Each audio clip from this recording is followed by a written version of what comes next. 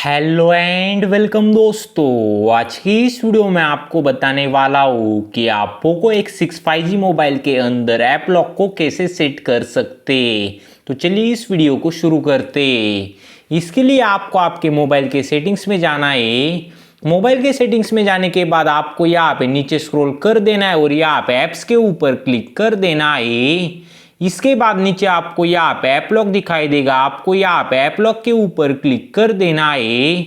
यहाँ पे क्लिक करने के बाद आपको यहाँ पे टर्न ऑन के ऊपर क्लिक कर देना है और आपको यहाँ पे आपका एक पैटर्न क्रिएट कर देना है। चलिए मैं यहाँ पे कुछ इस तरीके से यहाँ पे पैटर्न क्रिएट कर देता हूँ। अब आपको यहाँ पे वही सेम पैटर्न को यहाँ पे अगेन एक बार ड्रॉ कर देना है। इसके बाद नीचे आपको यहाँ पे नेक्स्ट के ऊपर क्लिक कर देना है। इसके बाद अगर आप यहाँ पे आपका Xiaomi अकाउंट यहाँ पे ऐड करना चाहते हैं तो आप यहाँ पे ऐड भी कर सकते हैं। चलिए मैं यहाँ पे इसे नॉट नाउ के ऊपर क्लिक कर देता हूँ। इसके बाद अगेन आपको यहाँ पे नॉट नाउ के ऊपर क्लिक कर देना है।